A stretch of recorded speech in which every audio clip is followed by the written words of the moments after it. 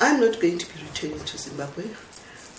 Once the elections of 31 July were stolen by the current government, which is illegitimate, I knew that this is the end of the line for a lot of things.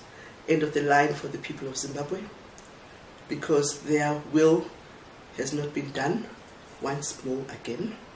The end of the line for people like me who were appointed, or more rather nominated by the ex-Prime Minister Morgan Tsvangirai, as I belong to his party, who are in government, that we would no longer be in government. For example, back home, the ministers are no longer there, the Prime Minister is no longer there. So it was inevitable that we were not going to be there anymore. But the question was when. So basically, for me to return, after so many things have been done to me since I've been here in Australia, the smear campaigns and threats about my being, there's no way I'll feel safe to be in Zimbabwe or go back to Zimbabwe. My key mandate when I was ambassador here was to re-engage the Australian government, because as you know, or you might not know, there had been 10 years of hostility between the two governments with the farm overtakes.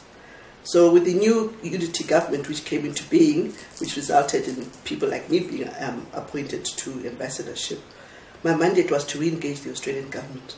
And in that time, when we came as the unity government, there was no aid going to Zimbabwe.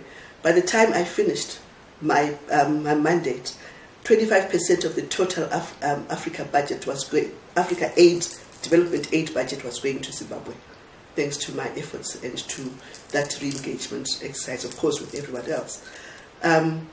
So when the 31 July election was stolen, at that time it was the Labour government, and I remember Bob Carr did make a statement that they did not recognize the elections and that Australia wanted a rerun.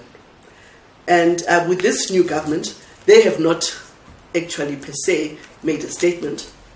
So that will be seen when that statement comes out. So, but one of the things which I do wish is that the people of Zimbabwe do not get punished, because they are the ones who suffer.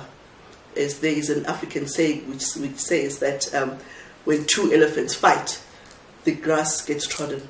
It is the people of Zimbabwe who now do not have water, now do not have electricity, now do not have health facilities. There's no money in Zimbabwe, and they suffer again.